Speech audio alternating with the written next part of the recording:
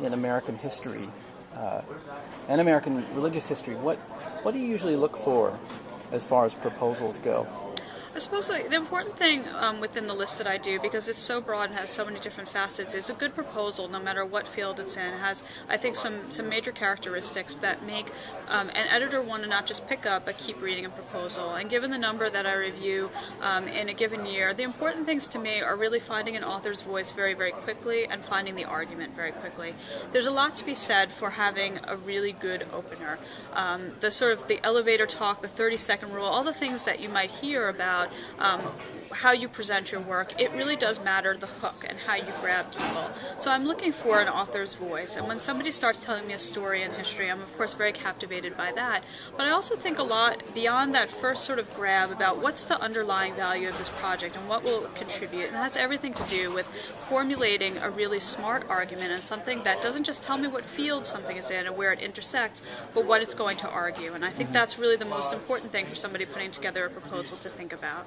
Is it a red light when you read a proposal and say there's some grammar issues in the, or say some spelling problems, or It never does you any favors to have typos in a proposal, and I think that I can overlook a lot of things. The thing that I generally don't overlook all that easily is when the cover letter is addressed to me at a different press. So, for instance, I know a lot about where people have sent their project out to, in addition to Oxford when they do that. But I think it's very easy, especially in these days of being able to do mail merge and form letters, to not pay attention to this as if you're crafting it to a person, and you're sending it to me, and I think that is a real privilege as an editor. How does that, is it okay for authors to send the same proposal to 3 different presses at the same time, or is that considered gauche? Absolutely. In the world that I've lived in, I've been in publishing for 12 years, I've lived in a time of multiple submission. When I talk to older advisors, people who got into the field 30 or 40 years ago, they'll say you never send it to more than one at once. You will wait to hear an answer and then you send it to another. But the world that I've lived in really has been a world of multiple submissions, or at least multiple queries. And I think it's fine to query presses and say that this is your first book and that you're therefore sharing it with a number of different presses to gauge reactions. Now, a press may come back and say we only allow solo submissions, in which case you have to make a decision about whether that's the press you most want to send it to. And other ones like Oxford will probably say, multiple submission is fine, and will just ask to be kept in the loop. The one thing that we really do like is good open communication with our authors and our potential authors.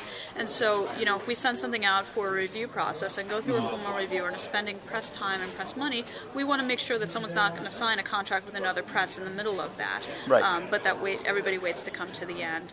But I do think that there are, for authors who are in this for the first time, there's a lot to be said for multiple submission and getting the feedback, at least from a few different editors. That may mean, getting 3 no's and 1 yes, in which case that's perfectly fine. It may be a situation where 2 presses are sort of equally strong in your mind, but you get a better sense the further you go of what it might be like to work with a particular editor. I think that's a great thing. And it's a time in one's career where I don't think there's the feeling of having that much power. And so this ability to sort of talk with multiple editors, it puts you in the driver's seat, and I think that's a really good thing. What about for early career historians, or even someone who's working on a dissertation right now? What advice would you give about changing that dissertation from one kind of animal into another? That's something that I spend a lot of time talking about and writing about. And one of the phrases that I hear a lot from junior scholars is, my advisor told me to write it like a book, so I just defended, and here it is, and it's ready. And the truth is, there is something different about a dissertation to a book. And when you're proving mastery to your committee, you're writing one kind of project. And when you're writing for a broader audience, if that's 500 people or 5,000 people, that is a different project altogether in terms of the way it's framed. I think there's a tendency in dissertations to put the weight on finding the spot, the niche of that project that is different from all the other ones out there. So to spend time sort of talking about all the other things in the field and then to separate out where yours makes a contribution. It's exactly the invert for writing a first book, or any book really. This idea that you get to present your argument and to frame the field around these ideas, and to assume that people will consider you an expert already in all the other literature. So all those big historiographical footnotes, they can go. You can just cite things. You no longer need to say what's good, bad, or indifferent about other works. I think there's a tendency tendency when writing a dissertation to concentrate on getting each chapter done. And so at the end of those chapters, you feel like you can put them together and have a larger project. But one of the things that I think really distinguishes great books from dissertations is when there are interwoven between these chapters a feeling of linkages, that there's a feeling of movement through that manuscript, whether it's chronologically organized or not, that there's a natural arc to it, and that there's a feeling when you finish one that there's a reason to sort of move on to the next. And that's something that I don't think is, something that dissertation writers get to focus on a lot, but it is something that in writing a book, I think it makes a lot of sense to really pay attention to the tissues in between. Or how it holds together. And Absolutely. to shift gears, I wanted to get your take on the recent discussion about the growth in American religious history as a subfield within history. Like the recent report that was done by the AHA about that Robert Townsend was writing about. Have you seen that in your work as an editor? Oxford is so big in terms of its approach to religion in American history that there are actually, I would say, 3 or 4 of us who work on this in different ways. We have 2 editors who work on religious studies, who attend the AAR, who have a lot of different things both in American and world religions. And I think that, in particular, Theo Calderara does a lot with American religion and politics, especially in the 20th century. What I've really seen in the things that I've been working on, I think many of the projects that I'm engaged in have religion as one component of analysis, that they don't focus wholly on religion necessarily, but see religion as part of the American experience.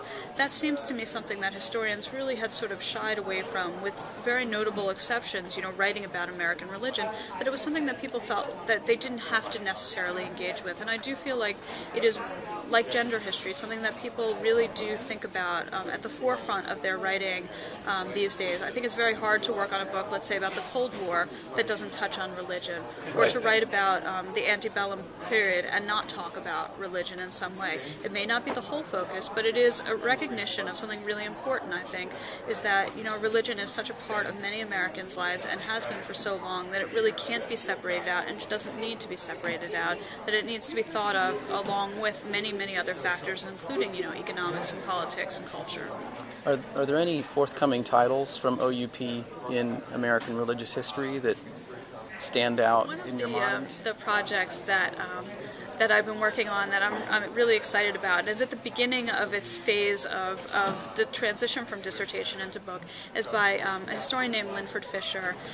He has been working on a project about American Indians, Anglo settlers, and the transition, Christianization of Indians, and what that meant in southern New England.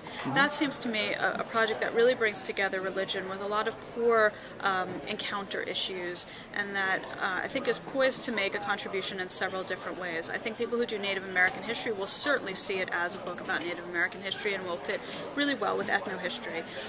When I think about that region, talking about tribes who had been rooted in southern New England for a very long time, and then we're making a transition to other parts of the Northeast and sort of moving westward, I think that will certainly be a good contribution to frontier history, but of course it is a contribution to religious history, and the contribution seems to me a very important one along the lines of, what impact did religion really have? Was missionary work successful, and in what ways does one define success if you take on aspects of Christianization but sort of mix that with other elements of life? What does that mean for these peoples? Good. Well, thank you very much for your time. Welcome. Appreciate it.